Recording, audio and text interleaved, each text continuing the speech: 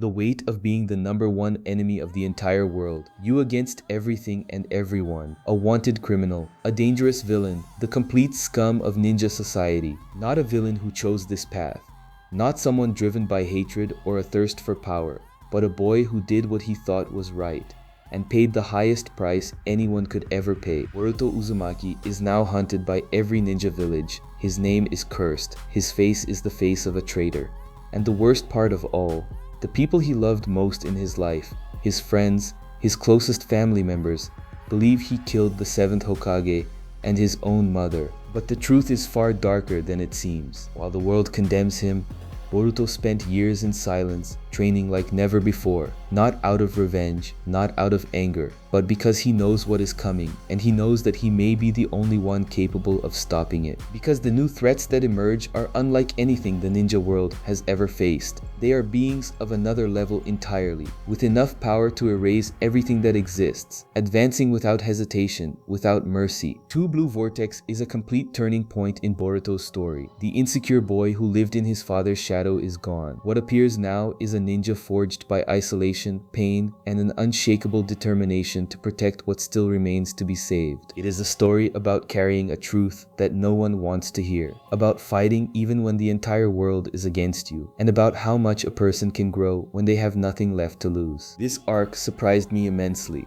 The pacing, Boruto's development, the new enemies, it's hard not to be glued to it from beginning to end. For that reason, I created this complete summary, full of details, covering everything that happens in this new era of the ninja world. It took a lot of work, days reviewing each chapter, writing the script, recording and editing, but it was worth every second because the result turned out absolutely incredible. If you enjoy anime summaries, leave a like to support this effort, subscribe to the channel so you don't miss the next ones, and hit the bell notification. Let's get into the summary. The story begins with a tension that has already settled deep in the corridors of power in Konoha. In the Hokage's office, Sarada Uchiha stands at the center of attention with a presence that goes far beyond her age. Her new look carries the marks of a young woman who grew up too fast, her off-the-shoulder jacket revealing shoulders that bear the weight of truths the rest of the world refuses to see, the earrings bearing the Uchiha clan symbol serving as a silent declaration of who she is and where she comes from. But what draws the most attention is not her renewed appearance. It is the impatience burning in her eyes as she faces Shikamaru Nara, now the 8th Hokage, with the determination of someone willing to burn everything down if necessary. The debate is intense. Shikamaru wears a cloak nearly identical to the one Naruto used to wear, as if the simple act of putting on that garment could transfer to him the wisdom and burden of the 7th. His posture is serious and calculated, that of a man who has learned that leading sometimes means making choices that tear the soul apart. He justifies the sanctions imposed on Boruto with the coldness of someone who truly believes he is protecting the village, arguing that Boruto crossed the line when he was accused of killing the 7th Hokage and threatening Kawaki. For Shikamaru, the orders are clear, aligned with the will of the people, and there is no room for sentimentality. Sarada, on the other hand, is incandescent. She pushes back against every argument, insisting that it is completely inconceivable that Boruto could be capable of such an extreme act, that he should at least be given the chance to explain himself before everyone. Konohamaru tries to mediate, but emotions are running too high for any bridge to be built there. The confrontation escalates when Shikamaru insists that Boruto's actions simply reflect the rules and will of the village, while Sarada reaffirms with every fiber of her being that something is profoundly wrong with the official narrative. For her, Boruto is not guilty, and his flight in the face of an unjust execution order is more than understandable. It is human, but Shikamaru remains unyielding, ending the discussion and ordering Sarada to return to her mission. Before leaving, the young Uchiha delivers her most powerful emotional blow. She reminds Shikamaru that Naruto, the man who won the village over, brought Sasuke back, even after all the crimes of his father. Sasuke was not only accepted back, but became one of Konoha's greatest allies. And then, with a voice as firm as steel, Sarada declares that Naruto is her role model, not Shikamaru. The scene that follows contrasts sharply with the political tension in Konoha. In the Daikoku dimension, Naruto and Hinata remain trapped and unconscious, wrapped in an oppressive silence that weighs like stone. It is a grim, almost sepulchral setting, but they are not completely alone. Kawaki appears silently, watching the couple from a distance with an expression that carries the weight of the world in his eyes. His new look is simpler compared to Boruto's, his hair longer, with a visible introspection that betrays the complexity of the thoughts tormenting him. There is something of guilt there, mixed with resolve, as if he knows exactly what he did and why, yet still feels the weight of it on his shoulders. Back in the village, Sarada and Sumire walk together, and the conversation between them reveals the dimensions of the crisis they face. Sarada reflects on her impulsive behavior during the confrontation with Shikamaru, but Sumire reassures her with the patience of someone who understands the mechanics of what is happening. The omnipotence, Sumire explains, is an incomprehensibly and immensely powerful ability that altered the perception of everyone in the village. To the entire world, Kawaki is now the legitimate son of the 7th Hokage, while Boruto has become the traitor, the enemy. The inconsistencies Sarada notices are real. How could Kawaki have been modified by the Kara if he was born and raised in the village? What happened to Momoshiki? These doubts, however, are being slowly erased by the overwhelming force of the omnipotence, which reshapes memories. The most revealing conversation happens when the two of them reach Ada and Damon. The boy, always provocative, mocks their attempts, claiming that it is impossible to change anything. But Ada, with her enigmatic calm, reveals that she is beginning to understand better how omnipotence works. She explains that it is a shinjutsu of the Otsutsuki, a technique capable of granting wishes, and it was Kawaki's wish that created this monumental distortion. Memories were swapped, roles inverted. Is there any way to reverse it? Ada is realistic to the point of brutality. Even if they explained the truth to people, they simply would not understand. And then she poses the most unsettling question of all. What if it were Sarada's and Sumire's memories that were altered, and not everyone else's? The explosive calm that existed in the village is shattered when Kawaki discovers a claw mark on the body of a ninja during his patrol rounds. His frustration is immediate and visceral, demanding that Shikamaru gather all available ninja for inspection, and then chaos truly sets in. A ninja named Yuno feels something strange on his neck, and from it emerges a many-tailed beast created from the claw marks, a creature that attacks violently, spreading terror and destruction throughout the village. Reports flood into the sensory division, confirming that similar attacks are erupting at multiple points across Konoha. Shikamaru orders the evacuation of civilians and the concentration of available ninja, while Kawaki is already in the field, using his modified arm to repel one of the creatures and save a woman in danger. It is in this chaos that Sarada emerges as a force of nature. With a precise and lethal strike, she eliminates one of the many-tailed beasts and quickly assesses the situation, realizing that the creatures are moving between locations using the claw marks themselves as transportation portals. But before she can formulate any plan, two more creatures emerge from a defeated many-tailed beast, and from the back of one of them, with all his calculated nonchalance, Code appears. He reveals himself before Sarada with the smile of someone who knows exactly which piece to move on the board, taunting her as he announces his objective, to find Boruto. The tension reaches its peak when Koda, tired of searching for Boruto for 2 years without success, decides to use the young ninja's former companions as bait. He demands that Sarada call Boruto, certain that he will appear. And then, before any word can be spoken, Code is struck by a violent kick to the face that sends him flying. When he recovers, Boruto is standing before him, sword in hand, with an expression of a seriousness that goes beyond maturity, carrying something irrevocable within it. The appearance is so unexpected that it leaves Sarada speechless. Code, furious, attacks with his modified arms, but Boruto dodges with an agility that surpasses the human, showing in every movement just how much he has evolved during his years in exile. The battle that unfolds is epic by nature. The creatures multiply, ninja fight on multiple fronts, and at the center of it all stands Boruto facing Code with a calm that borders on the supernatural. Kawaki, sensing Boruto's presence, enters the equation, and the sensors confirm the exiled ninja's arrival. In another corner, Himawari, who was fighting alongside Chocho and Inojin against the many-tailed beasts, experiences a moment of pure despair when one of the creatures destroys Inojin's bird and she begins to fall. Kawaki arrives at high speed, saving them both, but the group quickly discovers that one of the creatures is visibly different, far stronger than the others. It strikes Kawaki with devastating brutality, slamming his face into the ground and whispering a single unsettling word, Otsutsuki. Shikadai acts immediately with his shadow paralysis jutsu, immobilizing the creature, and Kawaki, consumed by a rage that goes beyond reason, activates the power of his karma and releases an explosion of energy that destroys it. But from every defeated monster, new ones emerge, and the fight seems endless. The most revealing moment of the confrontation with Code comes when Boruto, with absolute serenity, demonstrates the Rasengan Usuhiko. He forms the attack with an energy unlike anything the ninja world has ever seen, with circles of chakra spinning around him like planets in orbit. Code attempts to intervene with a surprise attack, but Boruto dodges with impossible reflexes, and the fight becomes an exchange of ferociously precise strikes. Then Boruto envelops Code in an invisible chakra prison, and when the villain, confused and unable to understand what is happening, feels his movements constrained, Boruto delivers the finishing blow. The Rasengan Usuhiko strikes Code full in the stomach with overwhelming force, and the chakra, amplified by the rotation of the planet itself, hurls the villain with brutal violence. Code screams, staggers, and cannot keep himself upright. From a distance, Ada observes everything through her Senrigan, and Daemon reveals the true nature of the technique with genuine admiration. The Rasengan Usuhiko uses the rotation of the planet itself as the foundation of its power, making it an attack of planetary proportions. Even so, Code is defeated but not dead, and with Kawaki's arrival, things become even more complicated.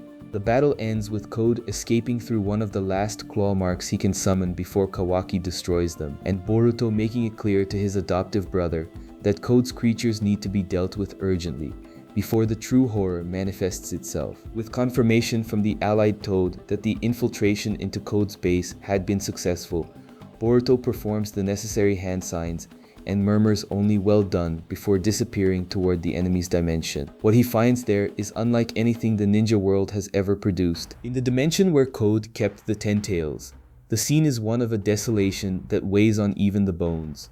The titanic creature is reduced to an inert state and is surprisingly smaller than expected.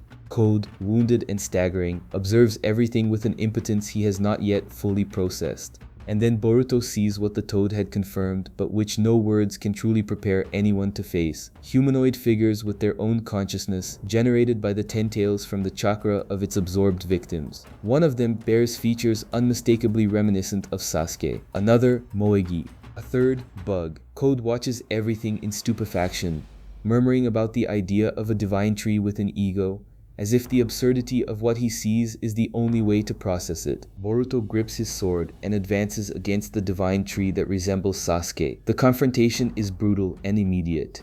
The divine tree attacks with frighteningly familiar techniques, including a jutsu that replicates the Chidori with a precision that freezes Boruto for a fraction of a second, not out of fear, but from the weight of seeing his master's abilities being used by a soulless copy. Boruto defends with his hand wrapped in lightning-style chakra, but a second divine tree flanks him from the side, transforming its arm into a mouth that grabs him with an earth-style jutsu. The pressure of the two simultaneously begins to overwhelm Boruto. Kashin Koji watches from a distance with his arms crossed, calculating. Code, taking advantage of the confusion and Boruto's focus on the divine trees, attempts to escape through a claw mark. Boruto notices and tries to intercept, but the allied Toad warns him to fall back. The battle in that dimension, at that moment, cannot be won. With a quick hand sign, Boruto activates the flying Raijin and disappears, reappearing in an isolated location outside the dimension, leaning exhausted against a tree. He looks down at the scratched headband in his hands, breathing deeply. Then he sees the tree, enormous, distorted, its trunk bearing the features of a face he would recognize anywhere, in any form. Sasuke, his master, was absorbed and transformed into part of the Ten Tails plan, and the tree that emerged carries his face as a permanent scar of sacrifice. Lodged in the trunk, still intact, is the sword. Boruto approaches in silence, without a speech, without ceremony. He draws the sword with both hands, holds it for a moment that is more of a promise than a gesture, and secures it in its sheath. His master's words remain stored where only he can hear them. It is Kashin Koji who breaks the silence, approaching with his direct posture and his manner of speaking that never wastes words. He is ready to train. The planet has no time for prolonged grief, and the Boruto that the world will need does not yet fully exist. This is the beginning of the 3 years. With code out of reach and the echoes of battle still reverberating through Konoha's streets, Boruto does not stop. He finds Sarada and Sumire in secret, away from the village's censors, and the conversation that follows carries a weight that none of the three were completely prepared to bear. Boruto reveals that Sasuke, his master, was absorbed by the Ten Tails during a battle he could not prevent, that the sacrifice was necessary to protect him.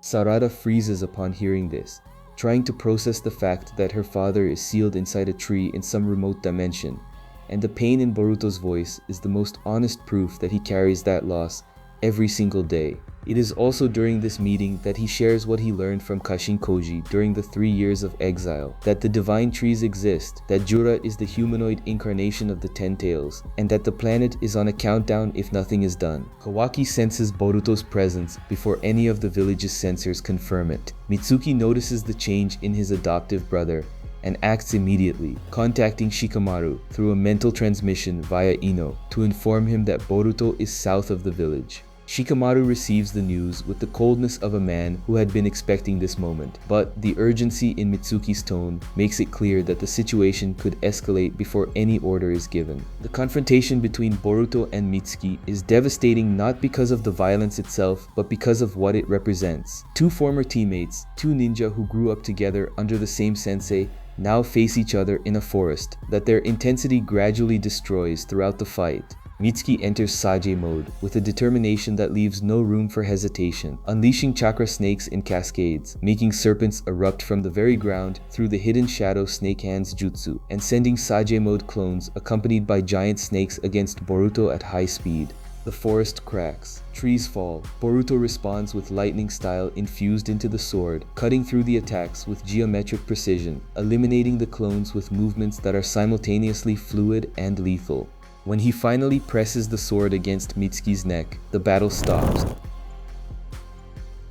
Not abruptly, but like a breath dissolving into the charged air between them. Boruto defeats Mitsuki with words before any finishing blow is delivered. He points to the role Kawaki plays in Mitsuki's heart, asking who his son is. The answer does not need to be spoken, and then Boruto reveals the truth. Naruto and Hinata are alive. Everyone's memories were altered by Kawaki's omnipotence. The revelation echoes through Shikamaru and Ino, who hear everything through the open telepathic channel, and the silence that settles has the weight of everything that was built upon a lie. Boruto's past with Kashin Koji emerges through flashbacks that redefine everything that was known about the 3 years of exile. Koji found Boruto through a toad that was actually a scientific ninja tool controlled remotely, and transported him to one of Orochimaru's old laboratories. There, the man who had previously tried to kill him lifted his mask and asked the most direct question possible.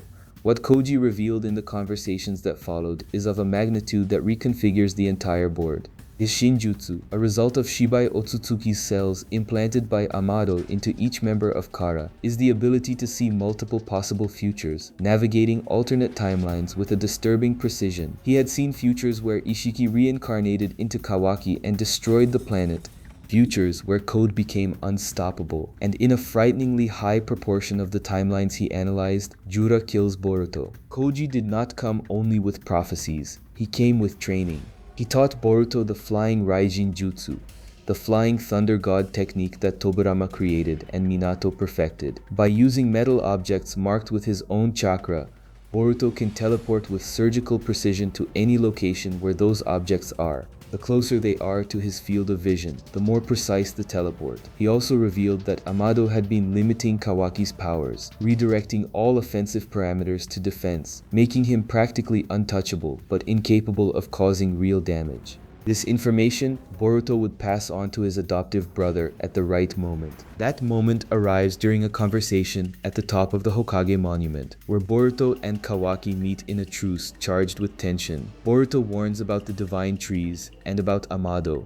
Kawaki, shaken by the revelation, goes straight to the laboratory and confronts the scientist, demanding the removal of the limiters. Amado, who had already anticipated that moment, uses the shutdown protocol implanted in Kawaki to prevent a worse outcome, but eventually the original configuration is restored. Jura and Hidari's invasion of Konoha is announced by the destruction that precedes them. The team of ninja that attempts to intercept them at the village's entrance is swept away in seconds. Jura, imposing and philosophically distant, detours to a bookstore as if he has all the time in the world. Hidari advances with a fixed objective. Shikamaru orders the evacuation of civilians and prohibits any direct confrontation.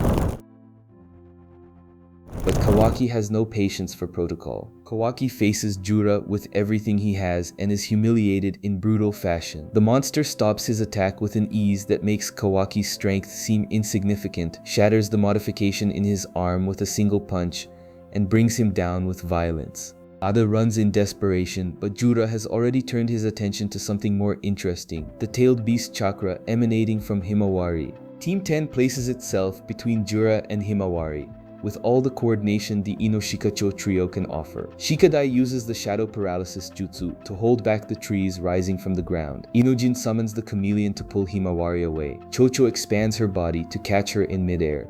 But Jura did not come to negotiate. When the situation seems completely hopeless and Himawari loses consciousness, something extraordinary happens within her.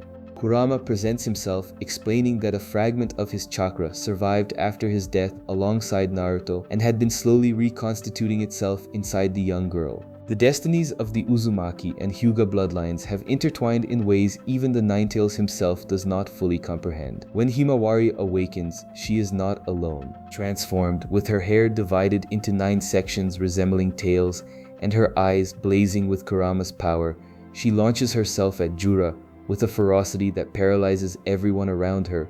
2 devastating punches, one to the stomach and another that hurls the monster away, show that something radically different has awakened within her. She forms a tailed beast ball with her hair in the shape of tails, and the collision between the 2 powers alters the very terrain. But Jura is not simply testing limits.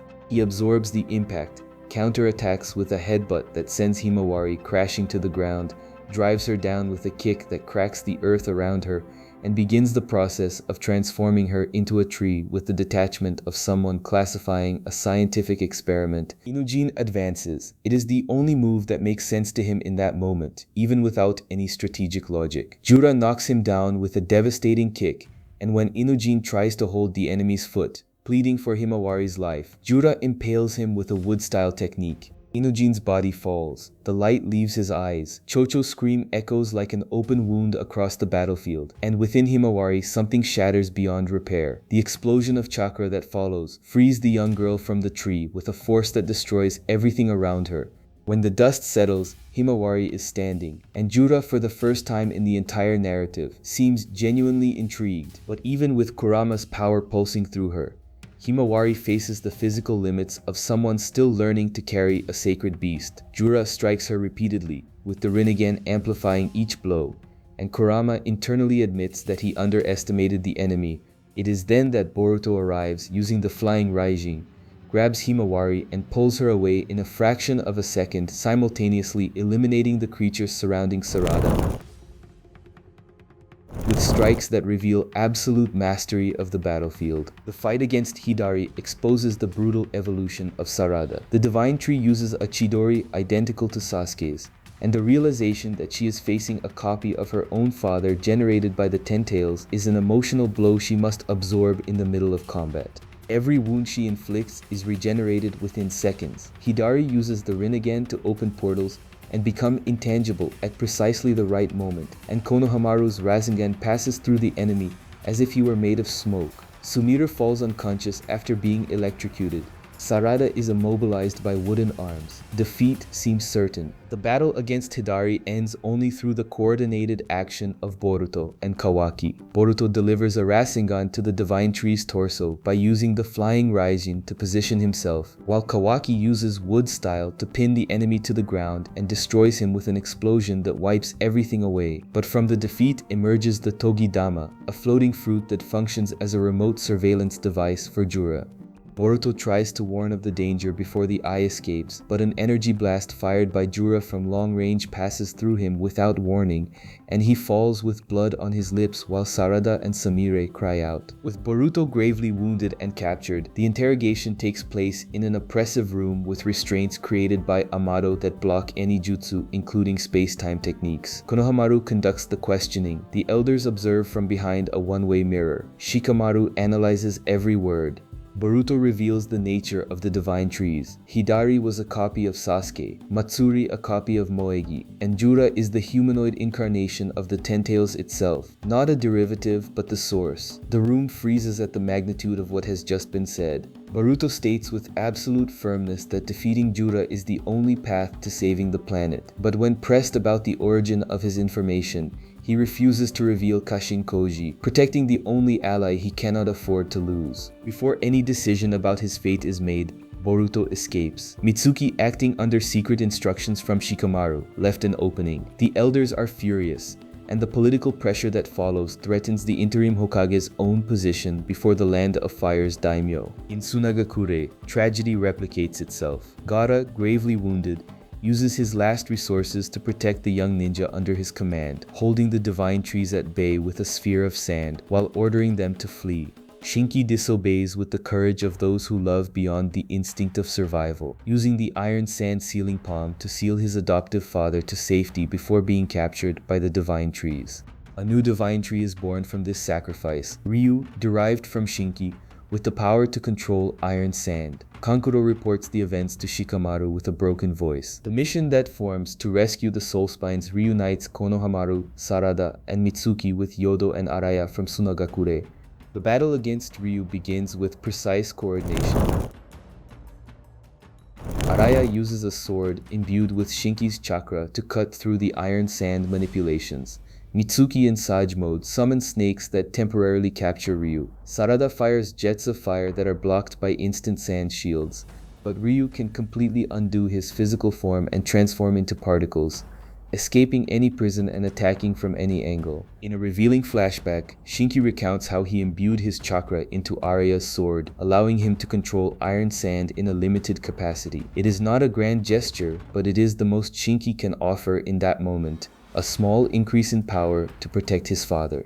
This information contextualizes everything that is about to happen on the battlefield in Sunagakure, where the pieces move in a dangerous dance between Konoha Ninja, Suna Ninja, and two humanoid divine trees. Ryu wastes no time. He releases a dense rain of iron sand that surrounds and presses Sarada, Mitsuki, Yodo, and Araya from every side. His sand is sharp, heavy, controllable, with frightening freedom, creating a threat that is simultaneously offensive and defensive. Placing the group at a severe disadvantage from the very first seconds, the fight begins strategically. Araya, carrying the special sword made with Shinki's iron sand, is the only one capable of cutting directly through the enemy's manipulations, and with precision he frees Mitsuki, opening a path through the waves of metallic particles. Sarada responds with a fire-style jutsu, firing a burst of flames toward Ryu, but the divine tree reacts instantly with a protective sand shield, blocking the attack with no apparent effort. Mitsuki jumps into action in his Sage mode, summoning snakes that extend across the field and manage to temporarily capture Ryu. The opening seems promising, but it is fleeting.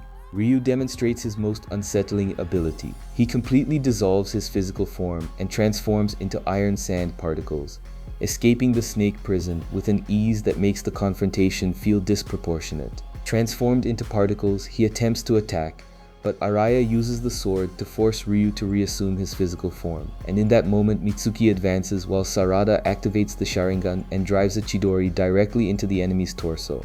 The attack lands, but Ryu dissolves his body once more, reducing the impact. Then the situation worsens. Ryu completely changes strategy and summons a swarm of claw marks that emerge from within his own clothing, spreading rapidly across the field. The creatures are numerous and attack simultaneously, forcing the group onto the defensive Peleus. Yodo is bitten by one of them, and it becomes clear that these are not distractions, they are lethal threats. Araya moves to engage with his sword, cutting down the approaching creatures, but when he tries to strike Ryu again, his blade is caught. Ryu uses his abilities to teleport the sword away, along with the claw marks, leaving Araya without the only weapon capable of neutralizing the enemy's iron sand. The group is now at a gravely serious disadvantage. In another part of the field, Konohamaru converses with Matsuri, and the tension rises when she calls him Konohamaru-chan, a term of endearment only Moegi used to use. Ada, observing from a distance, coldly remarks that Konohamaru is about to be devoured. Boruto senses the danger and wants to intervene, but Kashin Koji holds him back, arguing that he needs to maintain focus on the primary objective. Boruto's dilemma is palpable, torn between saving a friend and completing the mission. In the Divine Tree's dimension, Jura and the others discuss the meaning of love, revealing that behind all the violence lies a deeper ideology that drives them. The situation with Matsuri reaches its critical point when she declares that it is time for them to become one, making her intention to devour Konohamaru absolutely clear. With Mitsuki and Araya completely immobilized by Ryu's iron sand and no escape in sight, Yodo makes a desperate decision. She offers herself in exchange for her companion's freedom, arguing that her sensory abilities could be useful to the enemy. Ryu rejects the proposal with a coldness that admits no negotiation and attacks Yodo with an iron sand spear that pierces her body directly and brutally. She falls gravely wounded, but before her eyes close, she locks her gaze with Sarada and conveys a silent message of absolute weight. Sarada collapses emotionally. The pressure, the despair, and the accumulated pain build within her until they reach the breaking point, and then her eyes take on an entirely new form. The Manjikyu Sharingan awakens in an instant of irreversible transformation. And immediately, as if the power had been waiting only for that moment of absolute truth, Sarada activates an unprecedented technique. A vortex appears before her, a whirlpool of gravitational energy that begins to pull all the iron sand around her. The technique completely undoes Ryu's manipulation, frees Mitsuki and Araya in a single movement, and nullifies the enemy's advantage totally and instantaneously. Ryu recoils in surprise. Mitsuki watches with genuine astonishment. The technique has properties reminiscent of Kamui, dimensional, gravitational, but with an application that is entirely Sarada's own. With a sequence of coordinated multiple vortexes, Sarada dismantles the iron sand field layer by layer, and at the peak of the technique, concentrates a single black hole that expands in a destructive burst. The gravitational force is so intense that it compresses Ryu's body even in his semi-dispersed form, causing severe damage. Sarada can control where this gravity is applied, directing it with the surgical precision that only the most powerful eyes in the world allow. Ryu tries to attack. Every attempt is nullified. He tries to flee back to the Divine Tree's lair. Impossible. Sarada's power is so overwhelming that he cannot move so much as a finger. Ryu is completely destroyed and transforms into a soul spine. But the price is immediate. Sarada collapses to the ground, exhausted, her eyes bleeding from the extreme cost of the newly awakened Mangekyo Sharingan. Mitsuki catches her before she falls completely, and Koji, upon being informed by Ada of the outcome, feels genuine relief.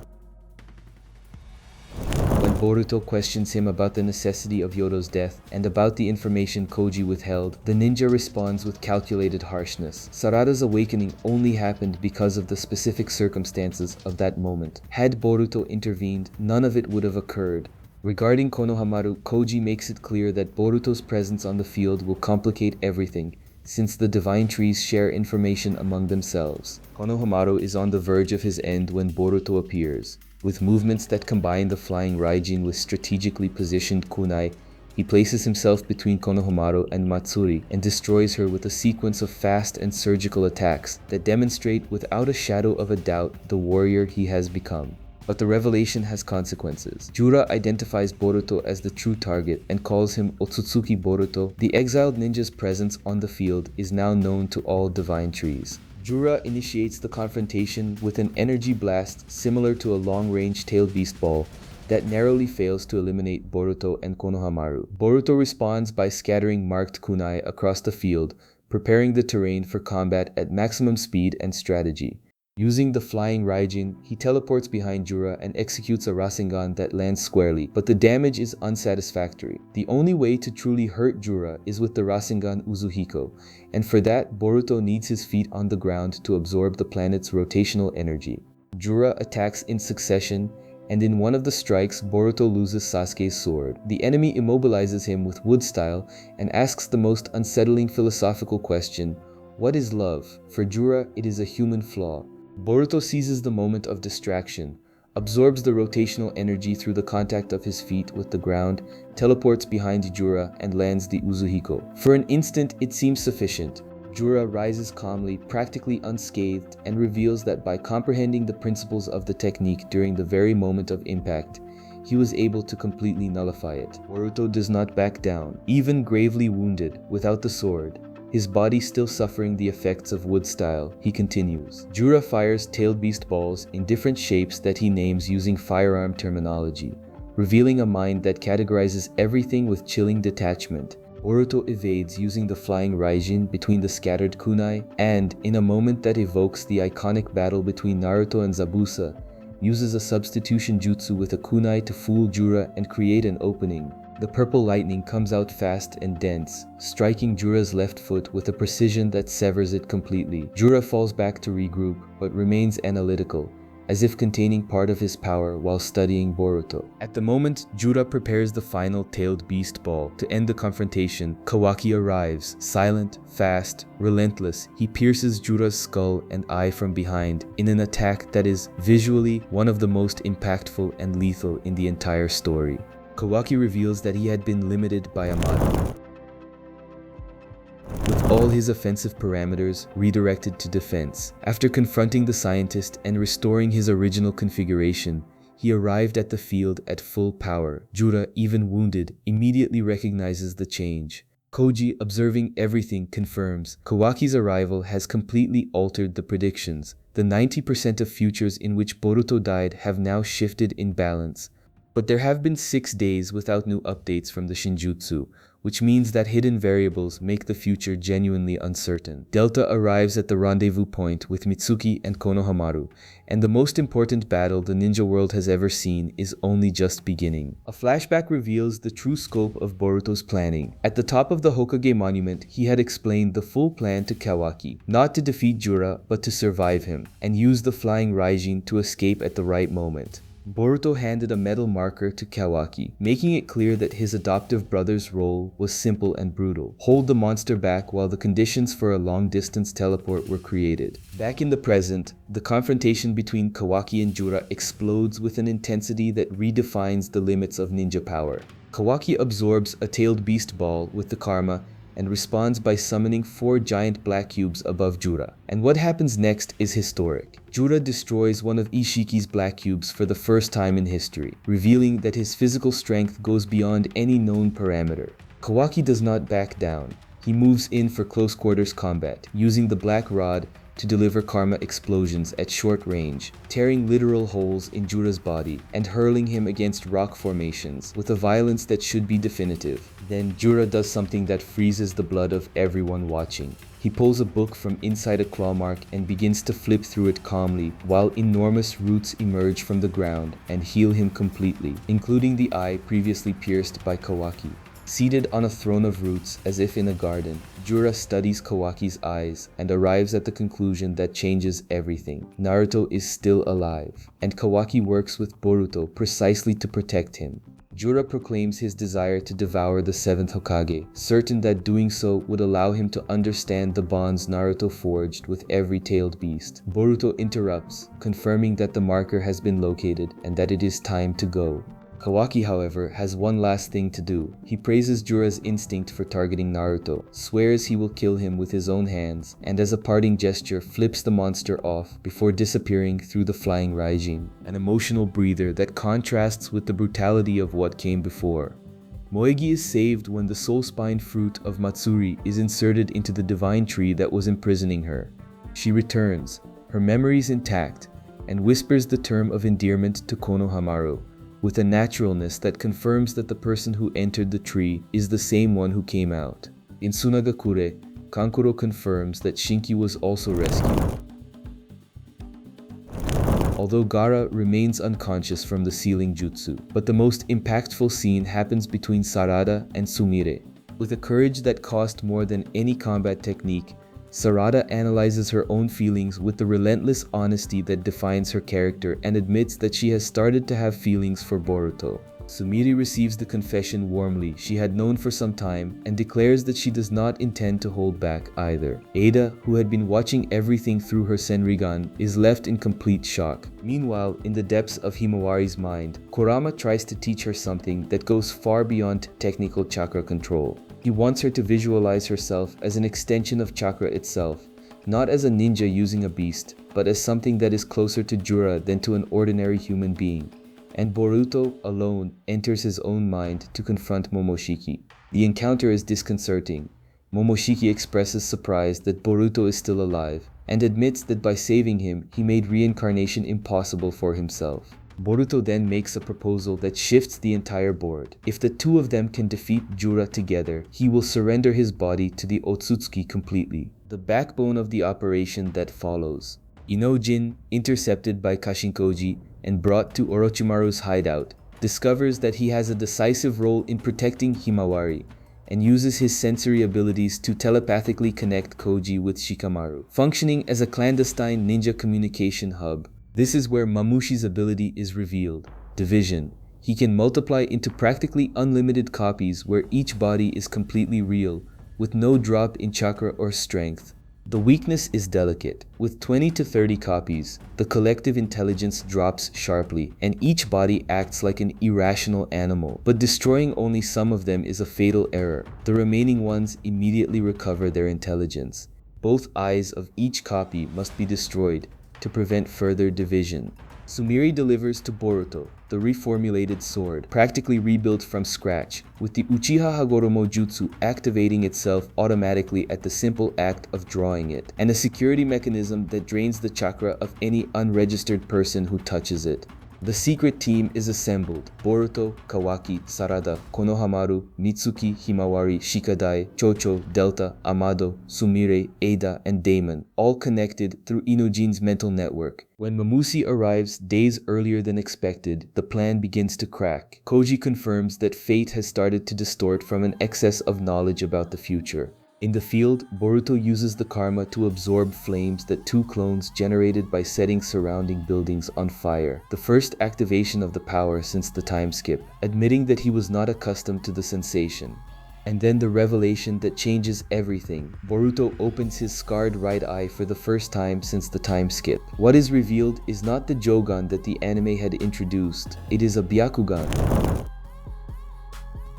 With the eye active, Boruto can now see the flow of chakra through walls and obstacles, with a precision that transforms every teleport into a surgical movement. The battle against Mamushi's clones reaches its peak when the entire horde converges on Ada as bait.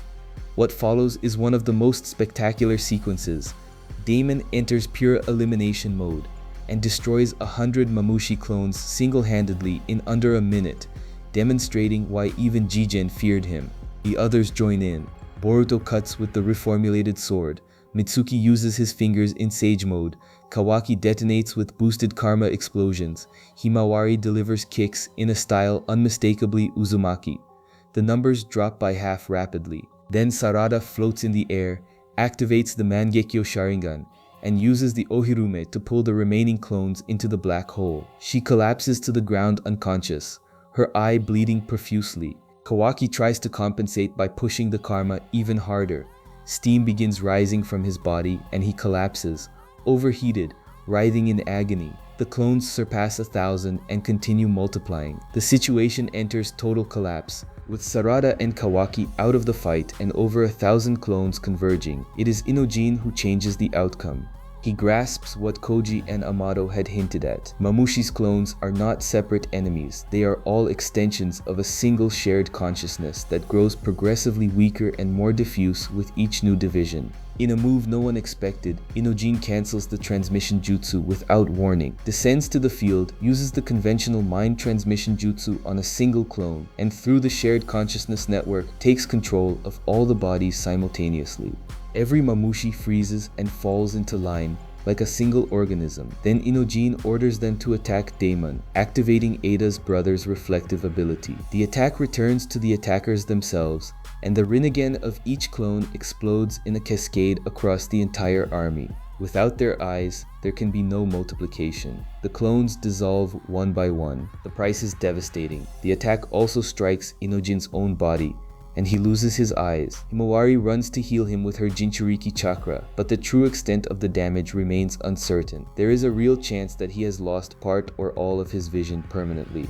Mamushi's soul spine fruit materializes, and when Kawaki asks what Boruto intends to do with it, the answer is simple and human. The fruit is the key to freeing Bug, the real person on whom Mamushi was based. While everyone processes what just happened, one final image closes the sequence. Code is hidden in the tree where Bug remains sealed, watching everything in silence, waiting for the moment that is still yet to come. And that is how another chapter of Boruto Uzumaki's journey comes to an end. From the son of the most beloved Hokage in history to the most wanted fugitive in the ninja world. Few characters carry a burden as heavy as his during this phase of the story. But what Two Blue Vortex shows, above all else, is that growing up hurts. That sometimes doing the right thing isolates you, condemns you, places you against everything and everyone. And that true strength is not in having the world on your side, but in continuing even when it is against you. If you made it this far, thank you sincerely. That means a great deal to me and to the channel. Leave a like if the summary was worth your time. Subscribe so you do not miss the next ones. And let me know in the comments which was the moment that impacted you the most in this arc. Until the next summary.